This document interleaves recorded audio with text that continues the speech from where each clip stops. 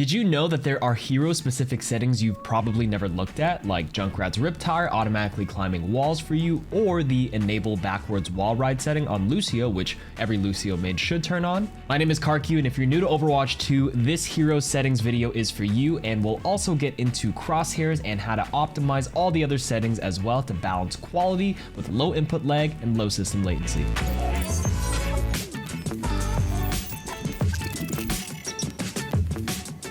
Let's go from left to right, beginning with the video tab. Please check the timestamps down below in the description to follow along. For video settings, you want to put the display mode onto full screen. I do not recommend playing first-person shooters like Overwatch 2 in borderless windowed or windowed because it introduces a lot of input lag. Target display, you want to use the best match, which works for most people, or you can force it to the primary monitor if it doesn't. For resolution, I play at 2560 by 1440, 1440p now, because it actually is the next generation of competitive gaming. Like seriously, I've been on 1080p for 10 years. I'm done with it. Time to move on to bigger and better things. Also, make sure you choose the highest refresh rate of your monitor as indicated by that bracket number. So for me, you can see 360 since I'm personally using a 1440p 360Hz display in the ROG Swift PG27AQN. Very nice.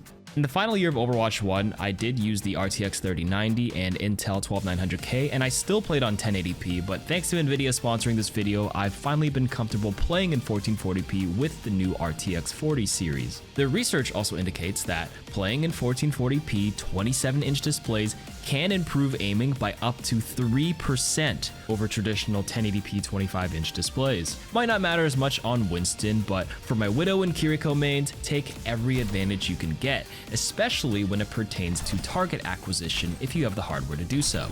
Again, I'm on the RTX 4080 here at 1440p, and this sharper resolution lets me diff that Widow in the distance because I actually spotted her immediately. And for comparison, here's what that Widow would look like at 1080p. It's minor, but definitely noticeable in 1440p with Widow's outfit being a little bit more white, sharper, and brighter. Field of view, you want to max this out to 103 on the far right side as this ensures the widest perspective of your game. Here's what 80 FOV looks like compared to the recommended 103. You would actually just miss seeing enemies completely with lower FOV since it's more zoomed in.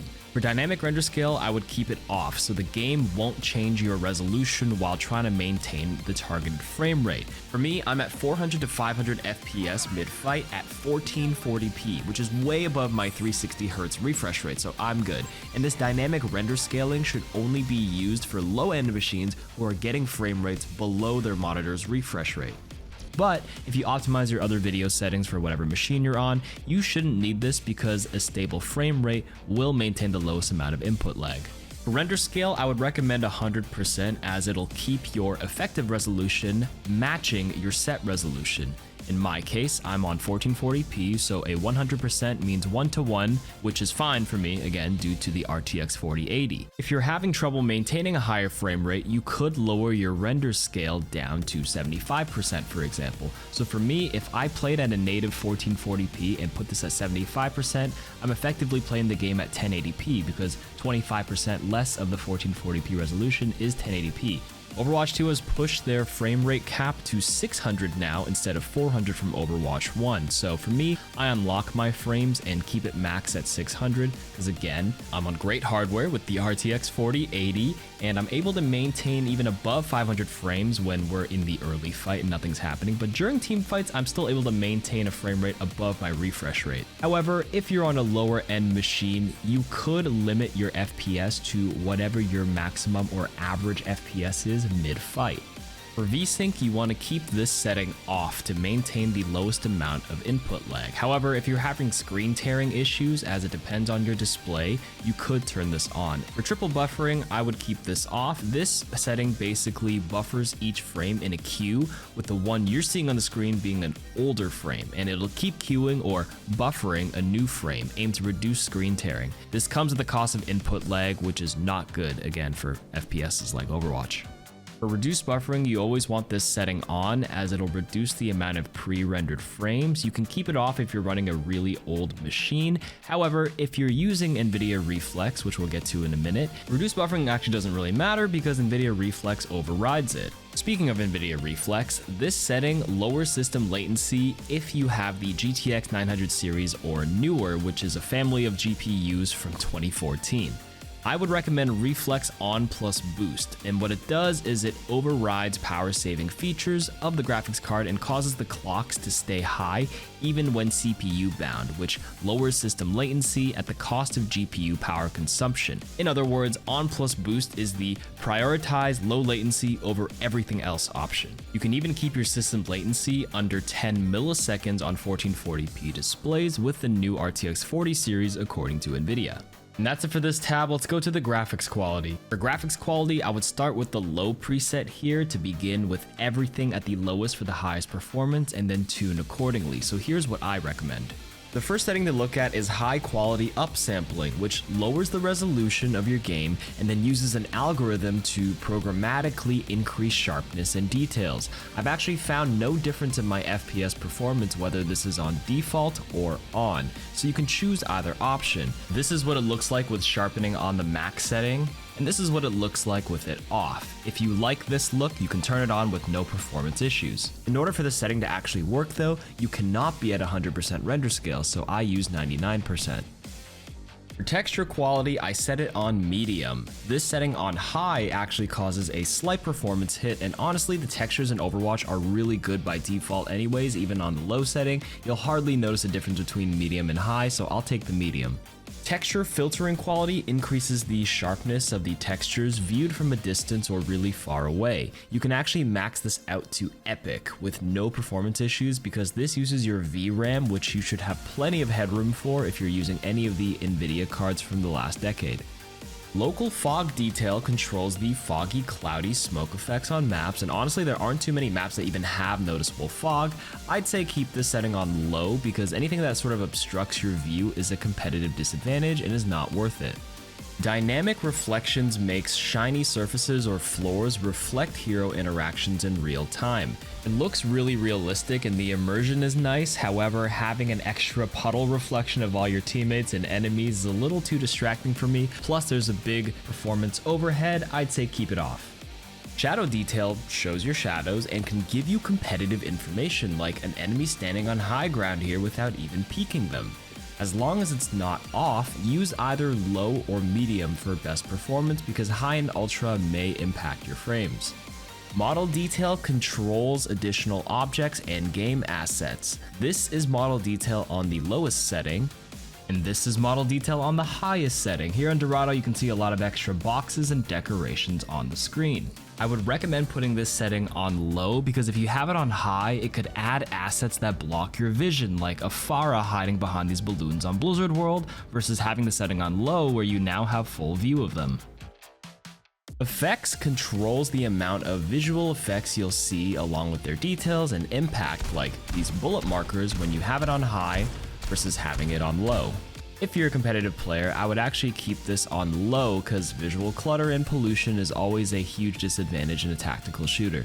Lighting quality improves the quality and the strength of light. This is lighting quality on low. Pay attention to these lights here and the walls and the doors. This is lighting quality on ultra. It looks a lot brighter and nicer if you look carefully, and I didn't notice any frame drops between the two settings, so I keep it on ultra.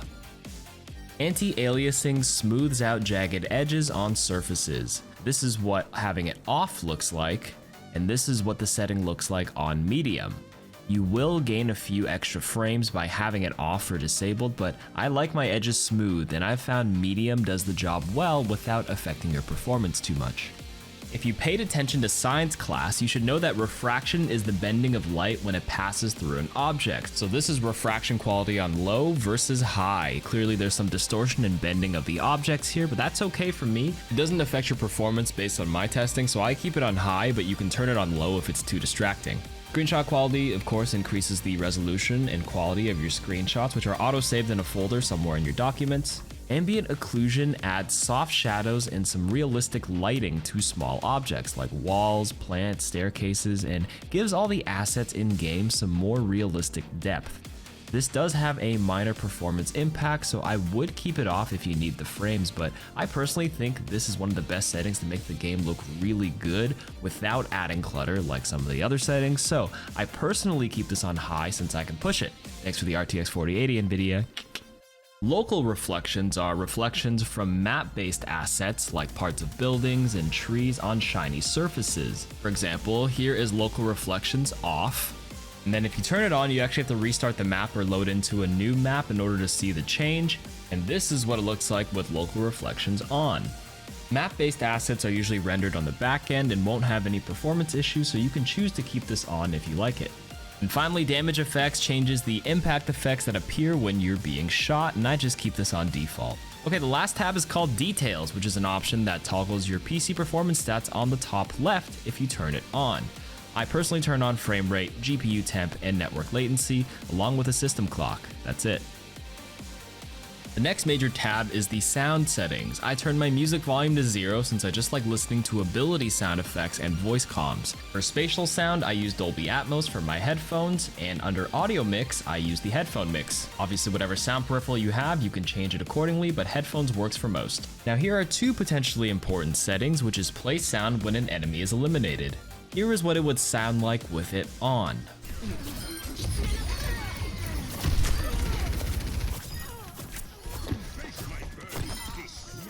And here is the sound that's played when a teammate is eliminated.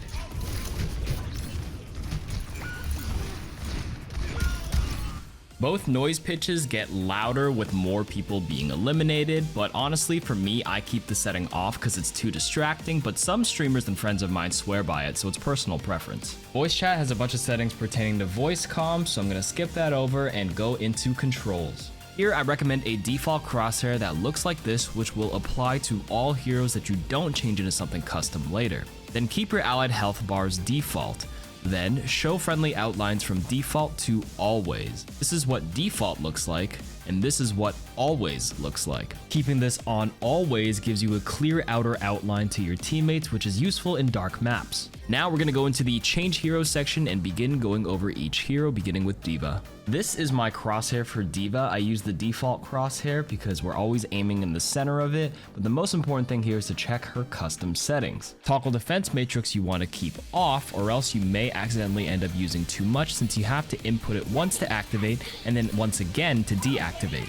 I also recommend using hold booster turned on. This is so your boosters stop as soon as you let go of the button, which gives you a little bit more control. For DOOMFIST, he doesn't have any custom hero settings, but here's my crosshair if you want to copy it. It is under circle. However, there are custom key bindings I recommend, which is switching the seismic slam and power block bindings if you played DOOMFIST in Overwatch 1. This is because seismic slam's binding was reversed in Overwatch 1, so this is mostly for muscle memory. For Junker Queen, I use the circle and crosshair. You can pause here to copy them, with the crosshair mostly to align the Gracie knife and the circle for the shotgun. She doesn't have any custom hero settings, so this is all you're gonna get. Enjoy the new skin. For ORISA, I use the circle crosshair with a little dot in the center. The dot is to kind of align my eye to the center of the screen, but the circle is roughly the size of the primary fire projectile at medium to close range, which is the range you should be playing with. As you can see, as I shoot around this bot, the hitbox should still connect.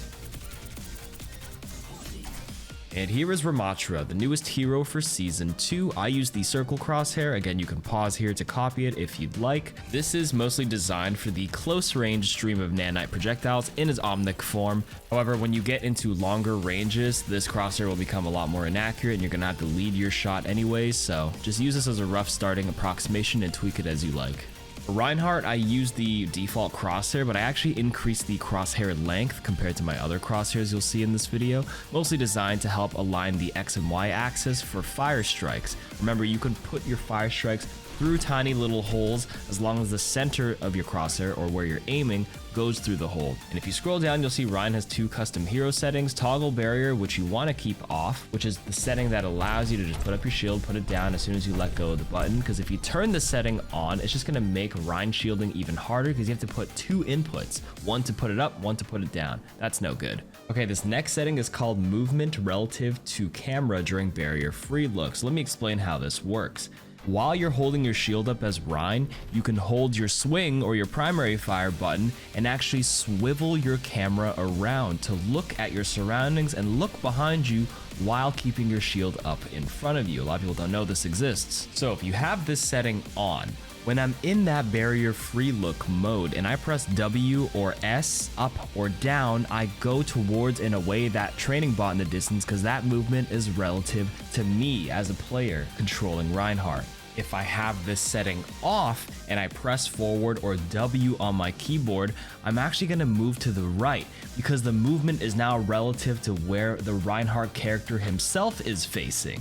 And generally speaking, I think most people would prefer this on because it's easy to coordinate and that's your muscle memory. You press W, your character in-game goes W and goes forward. ROADHOG has no custom hero settings, so all I've got for you is the circle and crosshair reticle that I personally use. The circle in the middle is to help align the shotgun pellets, and the crosshair length is sort of there to approximate hitting a hook as long as that crosshair length is touching the hitbox of your target.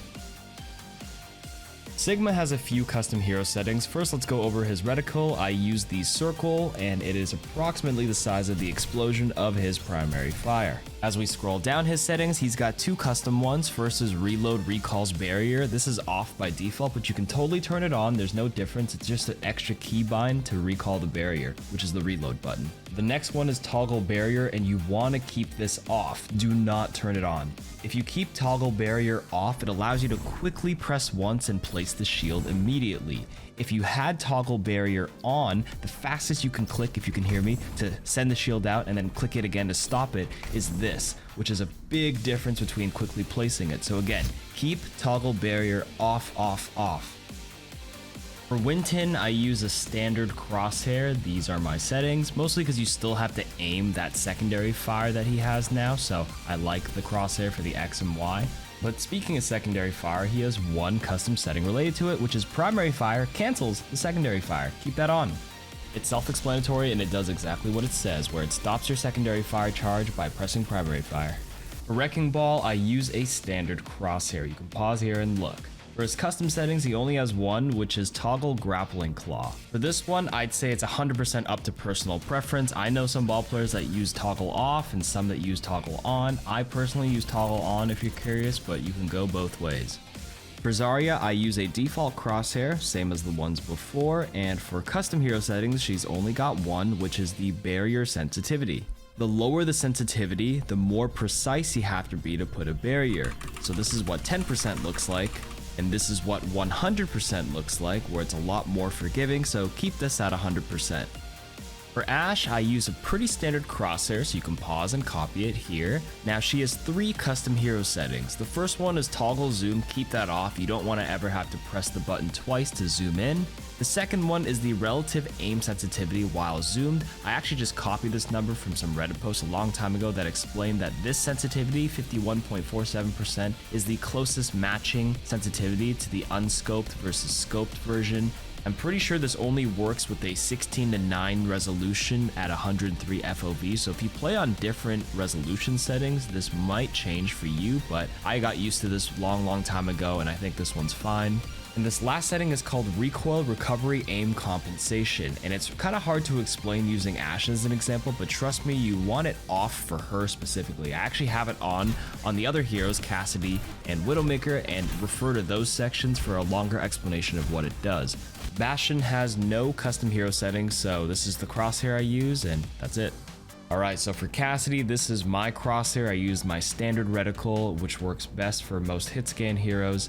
And if we scroll down, he has one major setting called Recoil Recovery Aim Compensation. The easiest way to show you what it does is to show an example. So let's keep the setting on for now, and this is what CASSIDY's recoil looks like. Every time I shoot, there's a little kick up, camera shake, and it comes back down to where your reticle is. Now what we're gonna do is mark the two endpoints of where your reticle is and where the top of that recoil animation is. If I flick to the left training bot's head with recoil compensation on in the middle of the animation, it's going to try to bring number 2 to the head because that's where my crosshair is, but it's going to compensate and lift it up and then finish the downward animation of the recoil and have my crosshair end up at number 1 over the head where I originally wanted to aim. And here it is where I quickly shoot and move my crosshair horizontally as best as I can, and it's pretty even on the x-axis, right? It is still over the head. Okay, now let's try recoil compensation off. Now my aim stays true to my crosshair and the game will not compensate the recoil animation, meaning if I flick to the left, just like before, let's animate it the same, and now at number 2, the second marker, that's where my crosshair is, it's gonna stay there, finish the downward animation, and then lower my crosshair to number 1, where now I'm actually aiming at the chest. Here it is in real time. I'm going as best as I can on the x-axis just like I was before, but the aim is pulling my crosshair down during the rest of the animation. So for Cassidy specifically, I actually really like this setting on, the default one, although some other players may argue it's better off. I like it on. You should try both. For Echo, I use my standard crosshair. Again, you can pause it and copy it here. But for custom settings, she has 3 of them. First one is duplicate requires target confirmation, which means if you see a target and you press duplicate, there's a confirmation screen that comes up where you can cancel it or duplicate it. The screen will stay up for about 3 seconds if you're in line of sight and 0.5 seconds if you're out of line of sight. I would generally recommend keeping this setting off. There's no need for a second screen because it slows down your duplicate, and duplicate is used a lot of times to iframe dodge abilities. The duplicate sensitivity, don't change it, keep it at 100. Remember, speed is key. And the last one, hold for flight, I would keep it off so that you just have to press your flight button once, move around the air, then you're good. Because if you have it on, you would press the flight button and you might cramp your pinky if you're on PC because you have to hold the flight button the entire time. For Genji, I use the standard crosshair, nothing special here. He's got one custom setting, which is automatically climbing walls. I generally recommend keeping this setting off because you don't want to ever accidentally climb a wall when you're facing it, because that's how it works. The normal way to climb a wall is if you hold the jump button near a wall, you'll climb up. Now, if you just jump once, let go of the button and face it, you're accidentally going to just tap it, so keep it off. For Hanzo, I actually have a very unique reticle for this. Use the circle and crosshairs, and then make sure the show accuracy button is turned on. Now what's going to happen is that every time you charge an arrow, the center gap is going to tighten to a regular crosshair to give you an idea of how much tension is in each arrow. This Shimada also has the auto wall climb option, but please keep it off so you don't accidentally tap a wall when you didn't mean to. For Junkrat, I use the circle and crosshair. Sometimes I actually use the regular crosshair, but I just made a circle and crosshair one for this video. You can go either way, nothing special. Now when you scroll down, you'll see he has one custom option, which is Riptire automatically climbs walls. Now some Junkrat players I've talked to say they keep this on sometimes to allow them to climb up obstacles on certain maps a lot easier. However, I think keeping it off is a little bit of a better option for better control, because I found myself even filming this accidentally trying to drop the tire down with the jump, then I accidentally climbed the rock above me. For Mei, just use the standard crosshair, no custom hero settings. Moving on. For PHARAH, I use a circle crosshair, which sort of matches the rocket width. There is no custom hero settings, so this is all you get. For Reaper, I personally just like a circle with a 40 center gap radius, so the tiny dot in the center. It doesn't actually quite match the radius of his actual shotguns in game, but it's tighter, it's decent, and you always want to aim in the center anyways. For Sojourn, I use the standard crosshair once again, nothing special here. She does have that hit scan railgun charge, so I like having the XY axis on the crosshair. No custom hero settings, but I do have a custom hero binding recommendation where you reverse the primary and secondary fire. Now you fire the projectiles with your right click on PC and fire the hit scan rail shot with your left click, because most people are used to shooting the hit scan stuff with their left click like ASHE, Widow, and those are the ones that require the highest level of precision. Soldier's a hit scan, so no surprise here, I use the same crosshair, but he does have one custom setting, which is hold to sprint. Keeping this setting off allows you to quickly tap the sprint and let go to quickly trigger the sprint mid-air after you jump to add a little bit of lateral movement. For Sombra, surprise surprise, I use the exact same crosshair here, nothing special, and she does have one custom setting, which is her hack sensitivity. I would keep this at 100, don't even bother changing it, because at 10% you have to be way too precise to get a hack off, but at 100, no problem. For SYMMETRA, here's my custom little circle crosshair. There's a little dot in the center. The dot helps you track your beam, and then the circle is roughly how close you have to be to get the direct hit with the secondary fire projectile. There's no custom hero setting, so that's it. For TORBJORN, no custom hero setting. Just use the regular crosshair and fire your Cheetos. I know Tracer uses pulse pistols with a bit of a spread, so you'd think I use a circle crosshair, but nah, I'm using my standard crosshair. Nothing changes here, and she has no custom settings, so that's it. For Widow, here is my crosshairs, same as the ones you've seen everywhere else. Haven't changed it for all my hit scan heroes. Now if we scroll down, there should be a ton of hero options. For toggle zoom, I recommend keeping this off so you can do the quick charge shot, and once the shot's over, you can unscope and rescope again really quickly. Relative aim sense, I keep it at 38. I think this is from a calculator where 38 sensitivity is the sweet spot for where you move your crosshair out of scope versus in scope. It feels pretty similar.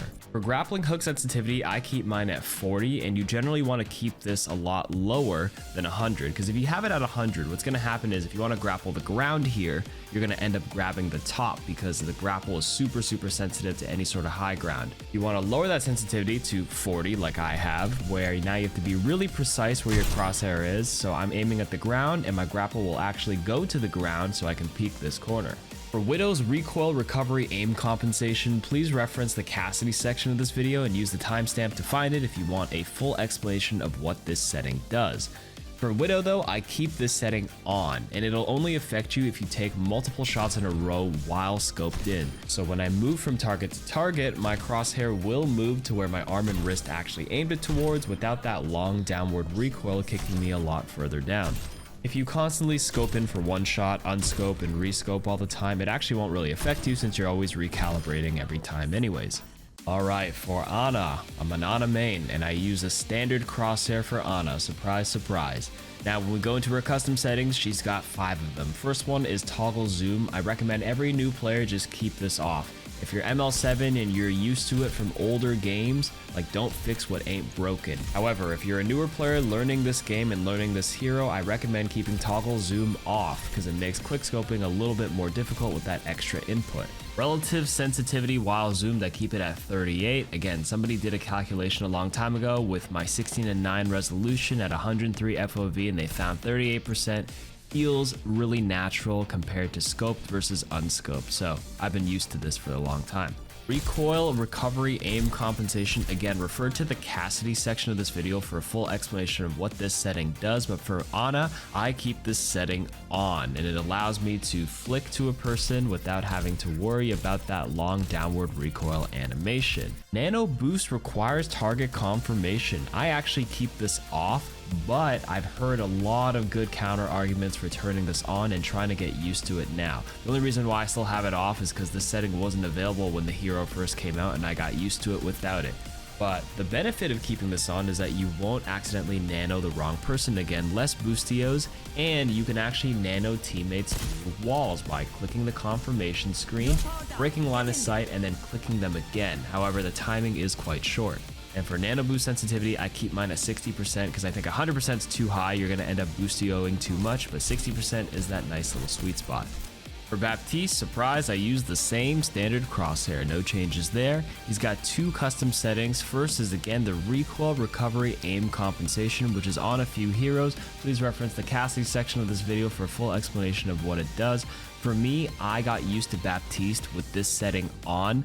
However, I think for new players, I would actually teach them to turn this off. Smaller adjustments on the downward recoil is counterable quite easily. I think that specifically will feel more natural to newer players and will make aiming on Baptiste a little bit easier. And the automatic reload is a nice setting. Keep it default, which is on. Don't bother changing it. For Brig, I use a standard crosshair, no changes there, and she's got one custom setting, which is the heal pack sensitivity. I just keep it at 100 because I like throwing them out really easily. For For Kiriko, I use a regular crosshair and she's got a ton of custom settings.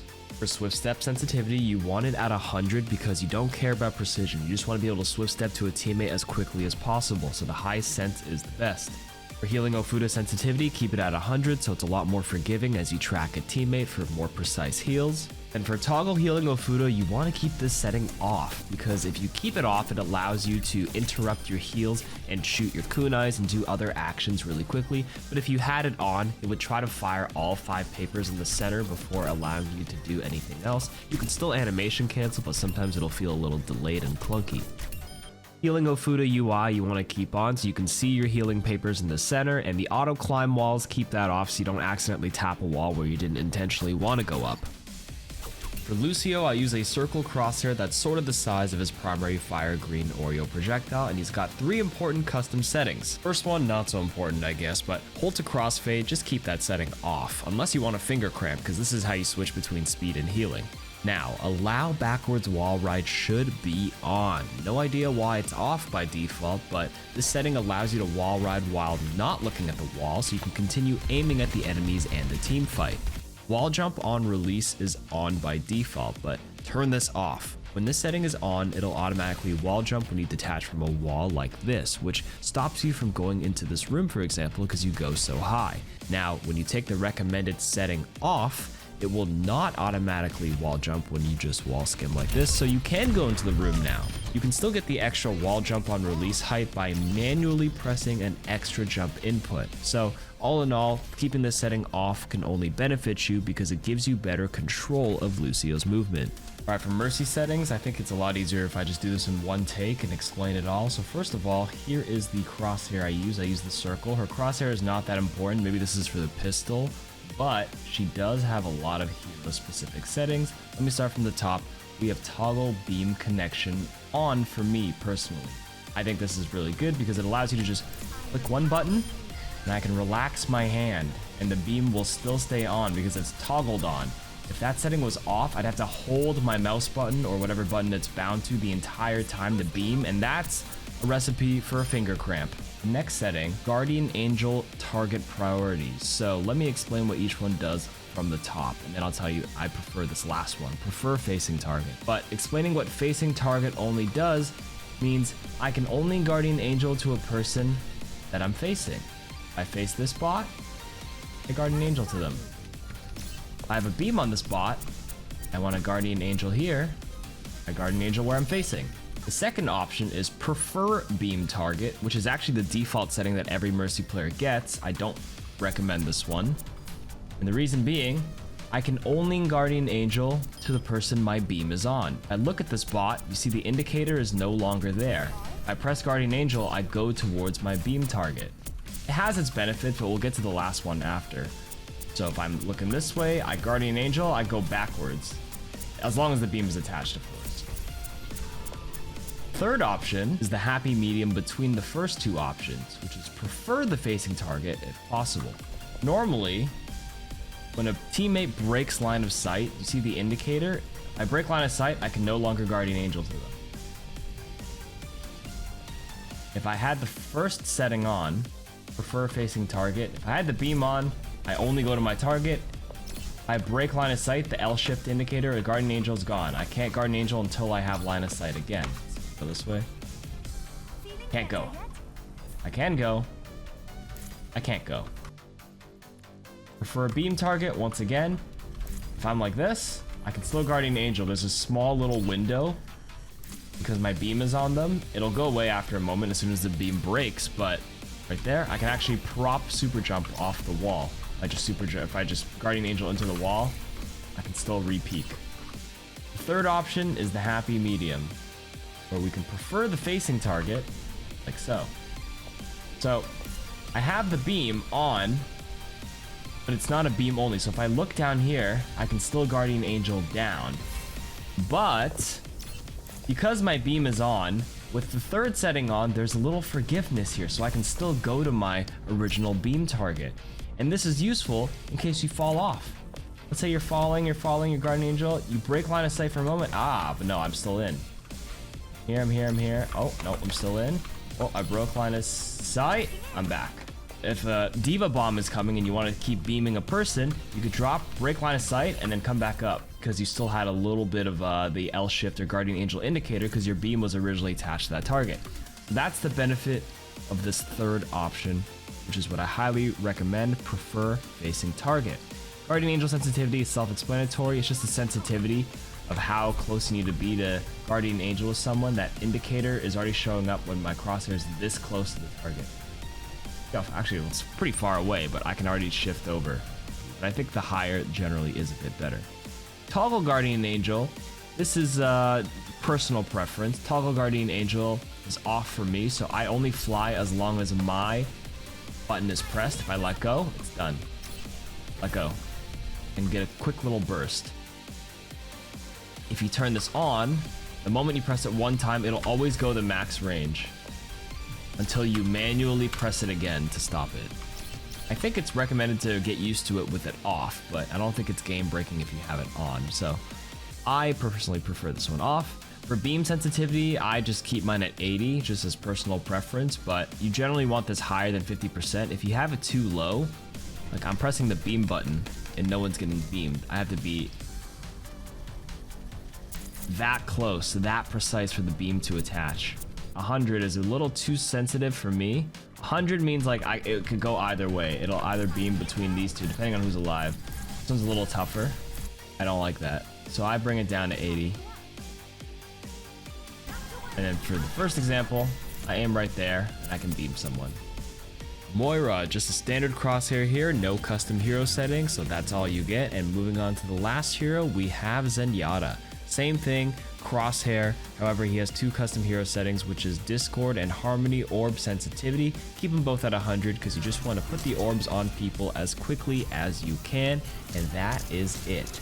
Gameplay is the fourth tab, and there are three settings I want to direct your attention to. The first two are under network, and you want to set both the limit client and server send rate to off because you never want to limit your data transfer rate. The most important setting on this page though is enable high precision mouse input, which you should 100% turn on. Overwatch simulates or ticks every 16 milliseconds or at 62.5 Hertz. So here's an example of a mouse movement with the white lines representing what Overwatch 2 sees every 16 milliseconds server side. High precision mouse input enabled allows you to shoot and fire a projectile down any of the red lines in between the ticks, so you can now functionally shoot in between rendered frames or in between ticks. Now onto the HUD section. Kill feed should always be on for information. The sound playing for teammate and enemies being eliminated is also displayed here. It's the same thing as from the sound tab, and again, this one's personal preference. Always skip kill cam should be off, since the kill cam relays important information like enemies alt charge. Snap death camera to killer should also be on to reveal their most recent positioning. The rest of the settings here aren't important, but when you go down, ability timer ring opacity pertains to the UI on your screen on some heroes like D.Va's booster or flight time. I keep this at 100%, but you can totally turn it down if you find it distracting. Player outline strength, I keep it at 100 so it's easy to see the enemy and teammates. The world waypoint opacity, I recommend turning it down to about 25% because this is what it looks like at its default 100%. How are you supposed to see anyone through this? Just turn it down to 25%. The respawn icons are the ones over the teammates' bodies when they die. I keep it at 100%, it's not too bad. Under the social tab, the first option is where you can choose to keep your profile public or private, that's up to you, and the rest of the settings under this tab are all personal preference, so go through them slowly. The final tab is accessibility, and the first setting is camera shake, which I recommend turning on reduced, and HUD shake, turn it off as well. These settings make the game feel more visceral and realistic, but it can honestly throw off your aim if there's so much unnecessary motion. Okay, subtitles do offer a potential competitive advantage where it can read out abilities and callouts that might otherwise not be heard in the middle of hectic team fights. You can turn the setting on critical gameplay if you want. However, I personally have this off because I found it more distracting than helpful, as there's too many things to keep track of when playing Overwatch, and to look at my screen you're gonna make me read as well? No thank you. There's also the color blindness and text-to-speech tabs, but they don't have anything important from a competitive standpoint, but you should still take a look at them if you're audio or visually impaired. And that is all for the complete full optimization settings for Overwatch 2. Thanks for watching everyone, and be sure to subscribe.